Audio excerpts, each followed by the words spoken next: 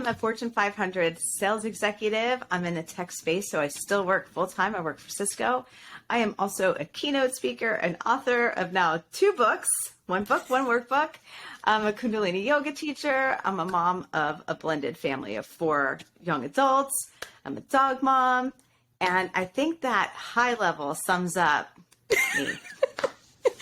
So everyone listening, can you believe all those things she's doing, right? I'm a sales executive, and I was leading a team for 3 years at an organization. And I had my priorities all upside down.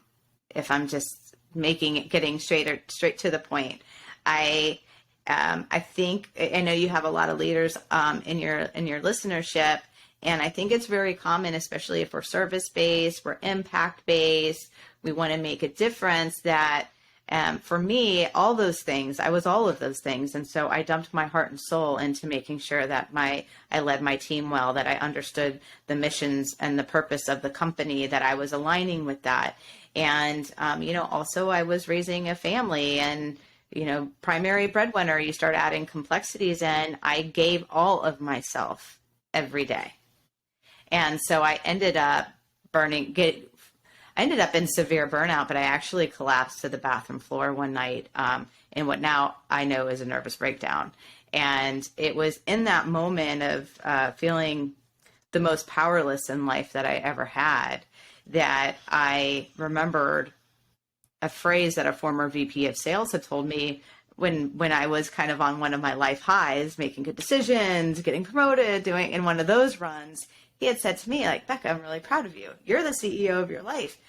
And I remember that statement. It was like one of the ones that grabbed me. It just always kind of stayed with me. So as I'm in this most powerless state, I recall that voice of my VP of sales saying, Becca, you're the CEO of your life. And in that moment, I felt so empowered. I actually felt my inner strength rise like 10 times, because I was like, if I'm the CEO of my life, then I have a lot more power in all of this than I think I do.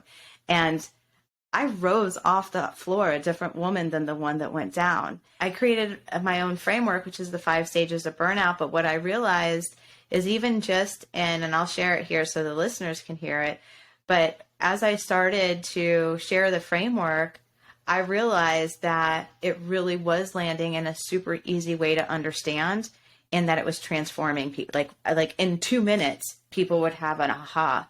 And I'm like, oh my God, that is incredible. And I gotta publish that.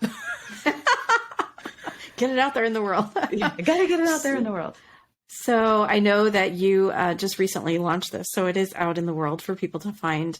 And what do you think has been the biggest surprise, like feedback from people that you've received? It's been incredible. One is just the understanding of it, and that they can catch themselves at home and at work like that. And then 2 is just like the presence. Like I think that's my new favorite word, is that when you start healing from burnout and you start doing all the things that we've talked about, your presence increases.